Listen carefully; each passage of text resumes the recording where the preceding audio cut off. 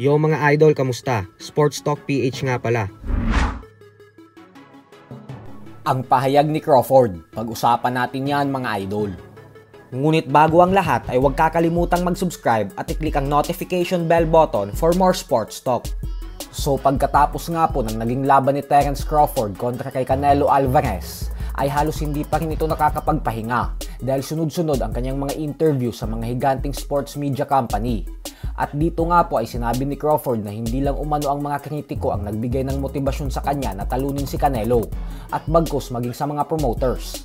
Paliwanag ni Crawford na wala daw kasing pinagkaiba sa mga bashers niya ang mga promoters, kung saan lagi daw siya nitong sinasabihan na wala siyang kakayahan magbenta ng laban kasi wala siyang karisma sa mga fight fans. Matatandaan natin na mismong ang dati niyang promoter na si Bob Arum ay sinabi na kung inipon niya lang umano ang nalugi niyang pera sa mga binigay niyang laban kay Crawford ay nakapagpagawa na daw sana siya ng napakadaming mansyon. Kaya naman ayon kay Crawford ay ang pagtalo umano kay Canelo ay ang siyang nakita niyang paraan upang patunayan sa mga promoters na natakot sumugal at magtiwala sa kanya dahil yung Canelo vs Crawford ay bumasag ng record bilang most watched na world title fight sa buong kasaysayan ng boxing.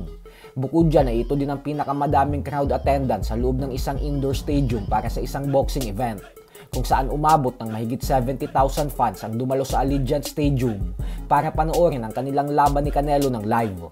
Ganun pa man nga po ay ang mas nakakaawa sa parte ni Crawford ay matapos itong ibunyag kanina lamang na pinapagalitan daw siya lagi dati ni Bob Arum sa tuwing hindi bumibenta ang kanyang mga laban.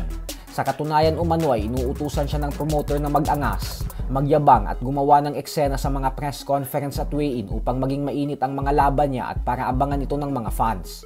Subalit hindi niya daw talaga ito kayang gawin kasi ayaw niya naman umanong gumaya sa ibang fighters na panay mayayabang. Hindi niya daw kasi kayang gawin sa kalaban niya na bastusin ito at angasan kung wala naman daw itong ginagawa sa kanya. Lagi daw kasi siyang nagpapakita ng respeto sa mga nakakatapat niya. Subalit ang kapalit nga po nito ay dahil tahimik siya, kaya hindi din nagiging mabenta ang kanyang mga laban.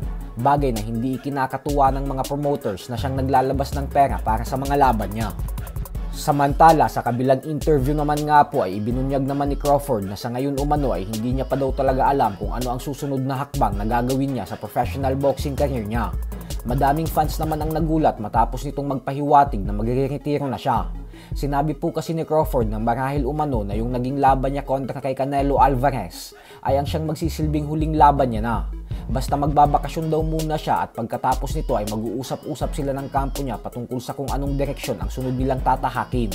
Kung sakali pong magdesisyon na siyang magretiro, ay magtatapos ang kanyang professional boxing career ng may napakalinis na undefeated record na 42 wins with 31 knockouts at walang talo.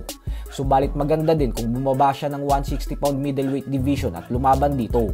Dahil kapag nagawa niya pang magkampiyon dito ay mapapantayan niya na ang record ni Oscar De La Hoya bilang isang 6th Division World Champion. Sa sitwasyon na ito ay malalagpasan niya si Floyd Mayweather Jr. dahil sa kasalukuyan ay pantay sila sa pagiging 5 Division Champion. So hanggang dito na lang po muna tayo mga idol.